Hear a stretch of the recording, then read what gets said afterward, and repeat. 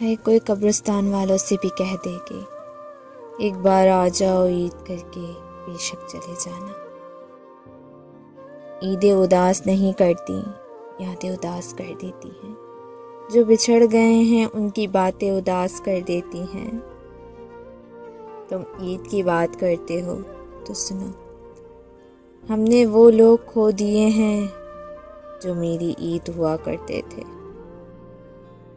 तुम्हारी आवाज़ भी नहीं है महस्सर और दिन ईद के आ रहे हैं। कह दिया ईद मुबारक उसने, हो गई मुबारक ईद मेरी। अगर साहिब इल्म हो तो बताओ, दीदार यार ना हो तो ईद हो जाती है। तुम पे जचेगा मेरे हिजर का रंग, तुम पे जचेगा मेरे हिजर का रंग।